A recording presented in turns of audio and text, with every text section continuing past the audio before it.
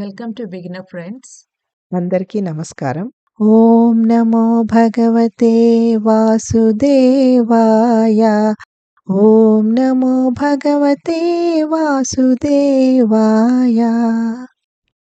భగవద్గీత పారాయణలో ఈరోజు 5వ అధ్యాయము కర్మ సన్యాస యోగము 15వ శ్లోకం. శ్లోకం నెంబర్ 15.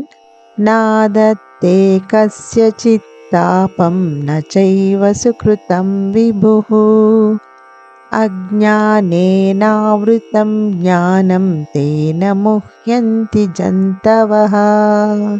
తాత్పర్యం: సర్వాంతర్యామి అయిన భగవంతుడు ఏ ఒక్కని పాపపు లేదా పుణ్యకర్మల యందు కూడా పాలు పంచుకోడు. జీవుల వివేకము అజ్ఞానముచే కప్పబడిపోవటం వలన వారు భ్రమకు లోనవుతున్నారు. భగవంతుడు ఏ ఒక్కని పుణ్యపాప పనులకు బాధ్యుడు కాడు. ఈ విషయంలో భగవానుని యొక్క పని 3 అంచెలుగా ఉంటుంది. 1, ఆయన జీవాత్మకు కర్మలు చేసే శక్తి ఇస్తాడు. 2, మనకు ఇవ్వబడిన శక్తితో మనం పనులు చేయగానే మనం చేసిన దాన్ని గమనిస్తూ ఉంటాడు. 3, మనం చేసిన పనులకు కర్మఫలములను అందజేస్తాడు. ప్రతి జీవాత్మకు తన స్వంత నిర్ణయం ద్వారా మంచి లేదా చెడు పనులు చేయడానికి పూర్తి స్వేచ్ఛ ఉంది. ఆ స్వతంత్ర చిత్తమే సృష్టికేలికి మూలాధారము మరియు ఎన్నో జీవాత్మల మధ్య ఉన్న వైవిధ్యానికి మూల కారణం.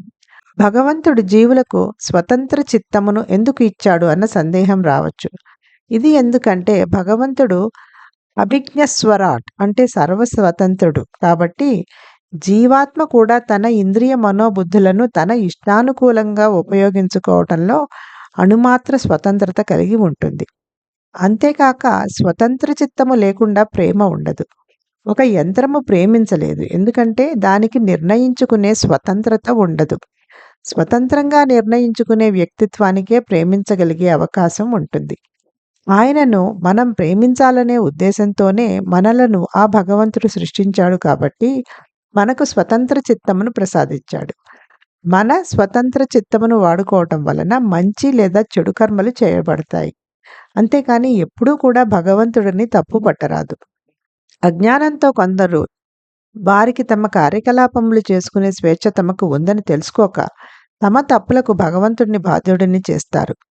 మరికొందరు స్వేచ్ఛాచిత్తము ఉందని తెలుసుకుంటారు, కానీ శారీరక అహంకారంలో కర్తృత్వ భావన కలిగి ఉంటారు. అంటే ఇదంతా చేసేది నేనే, ఇదంతా సాధించింది నేనే అన్న భావన అన్నమాట. ఇది కూడా అజ్ఞానికి చిహ్నమే. ఈ అజ్ఞానాన్ని ఎట్లా నిర్మూలించుకోవాలన్నది తదుపరి శ్లోకంలో శ్రీకృష్ణుడు వివరిస్తాడు.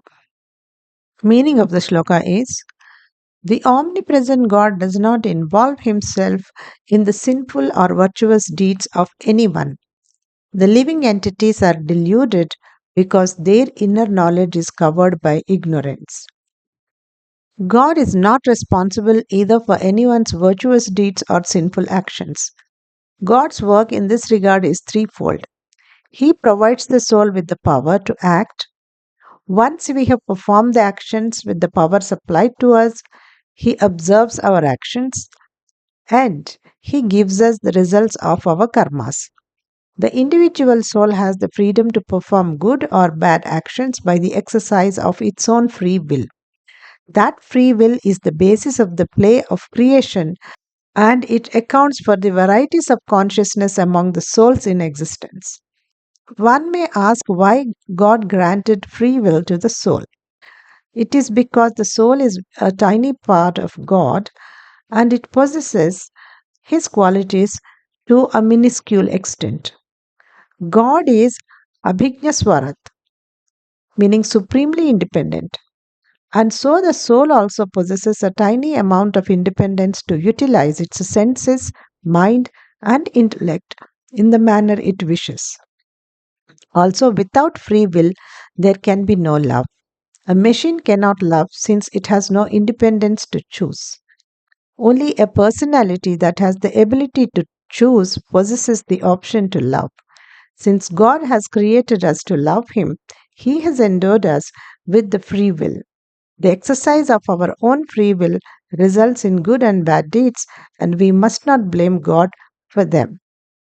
In ignorance, some souls do not even realize that they possess the freedom to choose their actions and hold God responsible for their mistakes. Others realize they possess a free will, but they harbor the pride of doership in the egoistic notion of being the body. This is again a sign of ignorance. Sri Krishna explains next how such ignorance can be dispelled. Om Namo Bhagavate Vasudevaya.